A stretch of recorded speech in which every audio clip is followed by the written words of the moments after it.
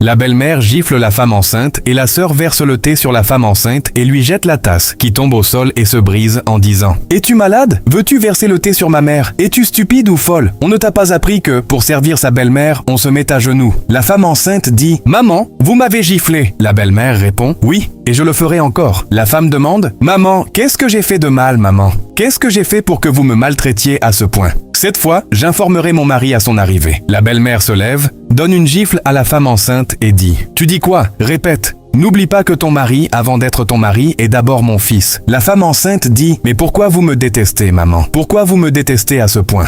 J'ai fait quoi pour mériter un tel traitement? Maman, je suis enceinte de votre fils. » La belle-mère dit « Qu'est-ce que tu racontes? Es-tu la première femme à tomber enceinte? Et un petit truc, tu nous dis. Je suis enceinte, tu es enceinte, et alors? » La femme dit « Maman, vous êtes aussi une mère et une femme. Maman, tous les jours, je nettoie la maison, je fais votre lessive, je cuisine pour vous. Je fais absolument tout malgré mon état. Qu'est-ce que vous voulez que je fasse en plus pour que vous m'appréciez? » La sœur dit « Maman, attends, laisse-moi lui poser une question. » Elle dit « Dis-moi, qui devrait faire la cuisine? Qui devrait faire la lessive? Qui devrait nettoyer la maison? N'est-ce pas toi? Tu t'es marié pour quelle raison? Tu fais juste ce que tu es censé faire. » La femme voulut contredire, mais la sœur lui donne une gifle en disant « Tu veux me contredire? Avec ta sale bouche, tu veux me dire que j'ai tort? Tu fais ce que tu dois faire et d'ailleurs, même, tu ne fais encore rien que personne n'a jamais fait. » La femme enceinte dit « Je suis enceinte, maman. » La belle-mère dit « Mais la fille là est folle ou quoi? À chaque fois, elle nous répète « Je suis enceinte, je suis enceinte. Tu portes quoi dans ton ventre, si ce n'est un simple bébé banal? » La sœur dit « Ou bien c'est Jésus qui est dans ton ventre. »